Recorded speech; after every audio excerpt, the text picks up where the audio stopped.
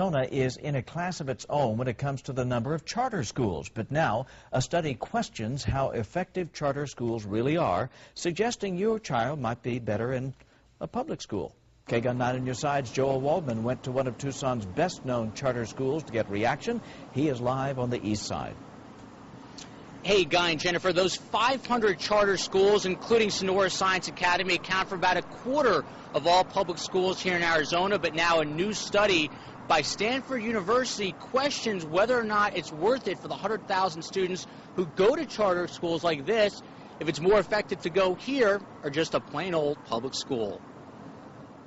There's nothing robotic about Sonoran Science Academy. What would be true if this block was in mechanical equilibrium? What would be true about F1 and F2? The academy is an academic force among schools statewide. The great thing is we just have so many options, you know? You can take pretty much anything you would want to take here. We have students coming from Casa Grande, Vale School District.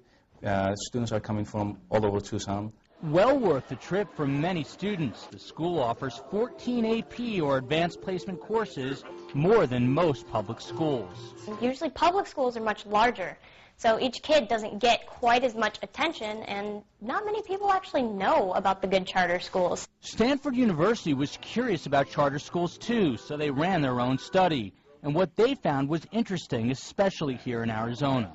While the Sonoran Science Academy was rated the #1 charter school in the state of Arizona for 2009, not all charter schools are in the same boat.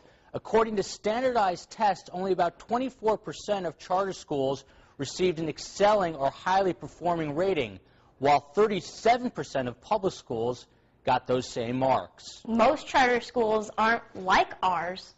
So with all the hundreds of charter schools they have, ours probably pushed them up a little bit, but not enough to be better than public schools. In the end, some suggest that charter schools' independent management style, coupled with no teachers union and varied teaching styles from Montessori to something known as the no-method method, might dilute the overall educational experience. Now, the Stanford study also takes into question one of President Obama's initiatives known as Race to the Top. Calls for more than $4 billion in federal money to create more charter schools throughout the nation. Now, some people are wondering whether it's worth it or not to spend your taxpayer dollars on creating these schools. Reporting live on the east side, Joel Waldman, KGUN 9 on your side. Thank you, Joel.